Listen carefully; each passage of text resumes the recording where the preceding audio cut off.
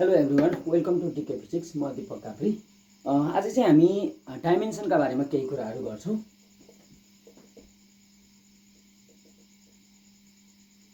Generally डाइमेन्सनलाई नेपालीमा आयाम भन्ने गरिन्छ। यो के हो त भन्दाखेरि यो चाहिँ ती डिरेक्सनहरू हुन् जुन चाहिँ हाम्रो माताहतमा छन्, हामीले भेट्न सक्छौँ अथवा हामी जान सक्छौँ।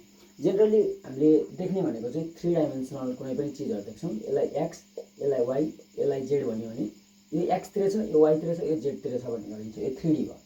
तर एट द प्रेजेन्ट हाम्रो अर्थ चाहिँ हामीले जेनरली 4D भन्ने गर्छौँ। टाइमलाई पनि डाइमेन्सनको रूपमा लिने गर्छौँ, 4D भन्ने गर्छौँ।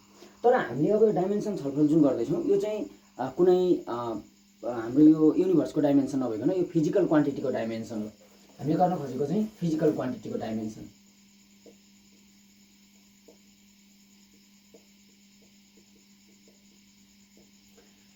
डाइमेन्सनहरू स्पेसली बेसिक डाइमेन्सन जुनलाई फन्डामेन्टल डाइमेन्सन भनिन्छ, जुन चाहिँ फन्डामेन्टल क्वान्टिटिजभित्र पर्छ भने अर्को हुन्छ डेराइभ डाइमेन्सन जुन चाहिँ डेराइभ क्वान्टिटीभित्र हुने गर्छ। फन्डामेन्टल डाइमेन्सन 7 वटा हुने गर्छ किनकि फन्डामेन्टल क्वान्टिटी हाम्रो अर्थमा अहिलेसम्म हामीले 7 वटा फेला पारेका छौँ। त्यही 7 वटा फन्डामेन्टल क्वान्टिटीको डाइमेन्सनलाई फन्डामेन्टल डाइमेन्सन भन्ने गरिन्छ। सो पहिला सुरु के रहेछ फन्डामेन्टल डाइमेन्सन हेरौँ है त।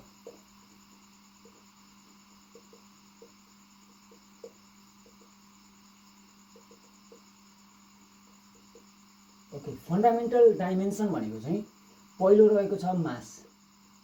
यसको डाइमेन्सन हुन्छ क्यापिटल एम स्क्वायर ब्र्याकेटभित्र। डाइमेन्सनलाई जहिले पनि स्क्वायर ब्र्याकेटभित्र राखिन्छ। त्यस्तै गरेर लेन्थ, यसको डाइमेन्सन हुन्छ क्यापिटल एल स्क्वायर ब्र्याकेटभित्र। टाइम, यसको डाइमेन्सन हुन्छ क्यापिटल टी स्क्वायर ब्र्याकेटभित्र।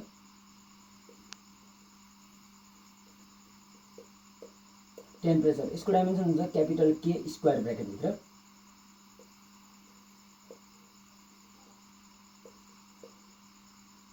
यसको डाइमेन्सन हुन्छ क्यापिटल ए स्क्वायर ब्र्याकेटभित्र।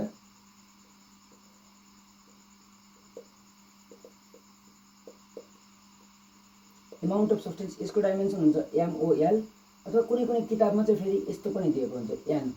एन भनेको चाहिँ एभोगाड्रोज नम्बर भनेको कुनै कुनै किताबमा एन दिन्छ, कुनै कुनै किताबमा एमओएल भनेर दिएको हुन्छ स्क्वायर ब्र्याकेटभित्र। त्यस्तै गरेर इन्टेन्सिटी अफ लाइट,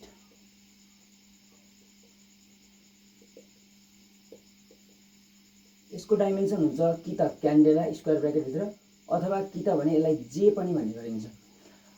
क्यान्डेला भनेको त unit of intensity of light भइहाल्यो। जे भनेको चाहिँ फ्लक्स डेन्सिटी हो। एउटा सर्टेन एउटा एरियाबाट चाहिँ लाइटका कति फोटोन्सको नम्बरहरू पास भएको छ भन्ने कुरालाई हामीले क्यान्डेला भन्ने गर्छौँ। जे भन्ने गर्छौँ, फ्लक्स डेन्सिटी भन्ने गर्छौँ। ओके, यो रहेको छ बेसिक डाइमेन्सन। यसलाई बेसिक डाइमेन्सन अथवा बेस डाइमेन्सन पनि भन्ने गर्छ। यसलाई बेस डाइमेन्सन पनि भन्ने गरिन्छ अथवा बेसिक डाइमेन्सन पनि भन्ने गरिन्छ। अब बेस डाइमेन्सन अथवा बेसिक डाइमेन्सनको आधारमा हामीले आज चाहिँ केही फिजिकल क्वान्टिटिजहरूको चाहिँ डाइमेन्सन कसरी लेख्ने भन्ने कुरा पत्ता लगाउँदैछौँ। त्यो लेख्न सिक्दैछौँ आज हामीले। डाइमेन्सन लेख्नको लागि कि त तपाईँलाई युनिट थाहा हुनुपर्छ त्यो क्वान्टिटी फिजिकल क्वान्टिटीको, कि भने तपाईँलाई फर्मुला थाहा हुनुपर्छ। यो दुईवटा मध्ये एउटा थाहा हुनुपर्छ, बल्ल हामीले चाहिँ के गर्न सक्छौँ, डाइमेन्सन लेख्न सक्छौँ।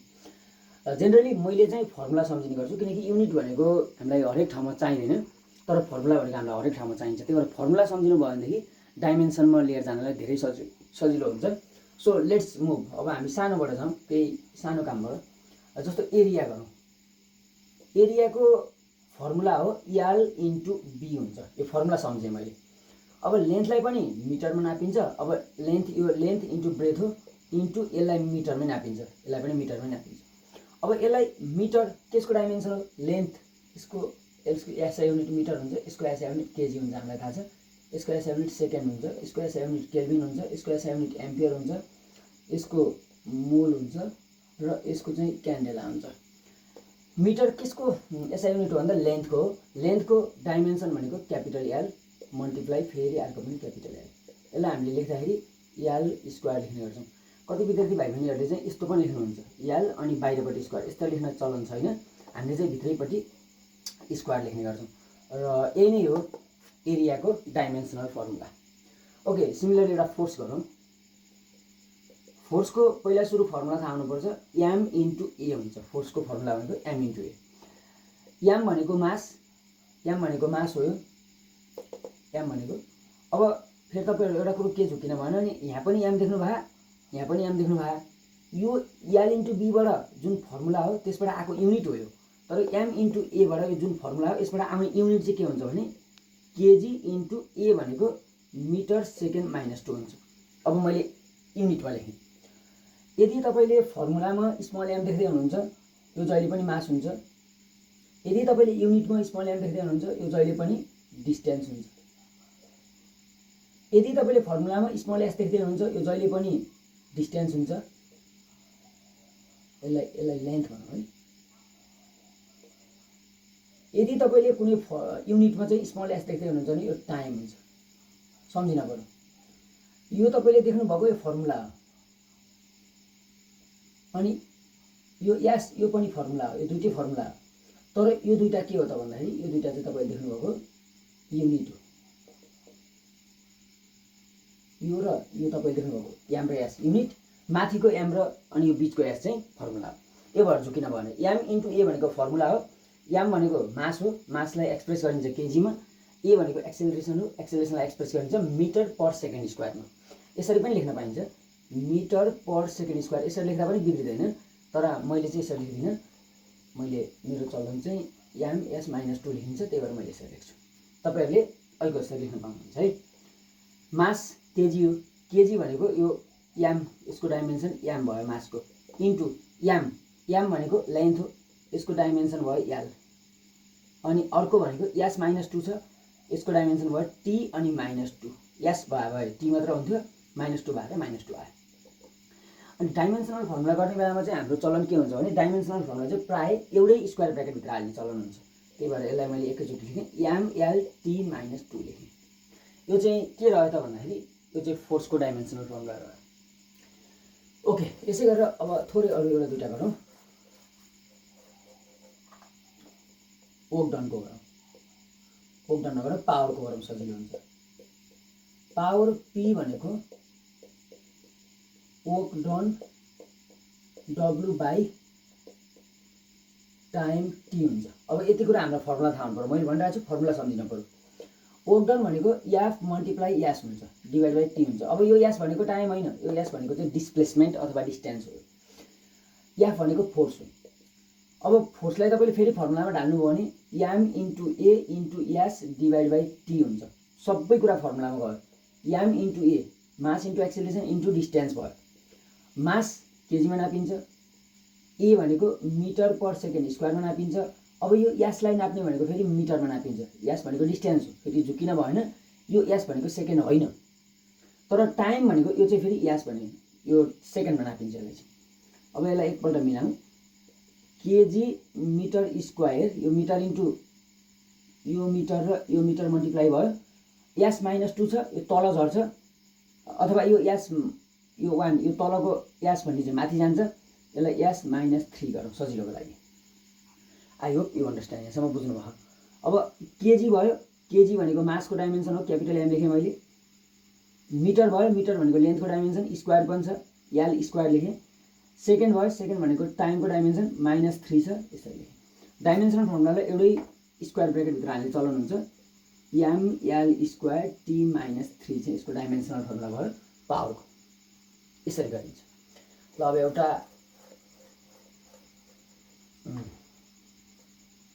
भोल्टेजको गरौँ, यो अलिक फरक छ। भी इक्वल टु भोल्टेज भी भनेको वर्क डिभाइड बाई चार्ज हुन्छ। डब्लु बाई क्यू पनि भन्ने चलन छ है, डब्लु बाई क्यू मात्र पनि भनिन्छ कहिलेकाहीँ।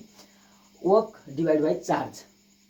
अब फेरि तपाईँले यदि यो वर्क डन यहाँबाट गरिरहनु भएको छ, यो वर्क डन जुन गर्नुभयो यसरी नै गरेर निकालिने भयो, होइन म सम्झिन्छु भन्नुहुन्छ भने वर्क डनको एकैचोटि सम्झिए पनि भयो।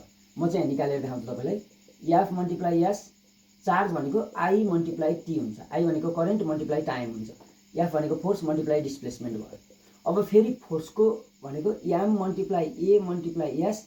अब आई र टी दुइटै यिनीहरू एसआई युनिट, यो फन्डामेन्टल युनिट हुन्, यिनीहरूको फर्दर ब्रेकडाउन हुँदैन। आई मल्टिप्लाई टी गर्ने। M mass, A acceleration, S distance अथवा डिस्प्लेसमेन्ट। मासको एसआई युनिट केजी, ए को SI unit metre per second square, एसको SI unit metre divide by आईको एसआई युनिट एम्पियर इन्टु टीको SI unit second. Okay, यति गरेपछि तपाईँले अझ फर्दर यसलाई मिलाउनुहोस्।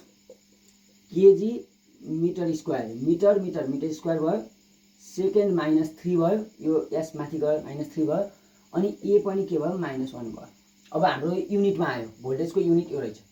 तर अब यसलाई डाइमेन्सनमा लेख्दाखेरि के गर्ने, क्यापिटल एम एल स्क्वायर, यो एस भनेको चाहिँ तपाईँको के हो त टाइम हो, यसलाई क्यापिटल टी -3 लेख्नु पऱ्यो। अनि यो ए भनेको एम्पियर हो, यसलाई क्यापिटल ए नै लेखिन्छ चलन छ। ओके, यसलाई एउटै ब्र्याकेटभित्र हाल्नुहोस्, एमएल स्क्वायर टी -3 ए -1 चाहिँ के भयो त भोल्टेजको डाइमेन्सनल फर्मुला भयो। तपाईँले यसरी नै फर्दर अन्य फिजिकल क्वान्टिटिजहरूको पनि डाइमेन्सनल फर्मुला गर्नुहोस् र कम्तीमा पनि कुनै फिजिकल क्वान्टिटी जेनरली हामीले देखिरहेको फिजिकल क्वान्टिटीको डाइमेन्सनल फर्मुला निकाल्न सिक्नुहोस्। आजको लागि यति गरौँ।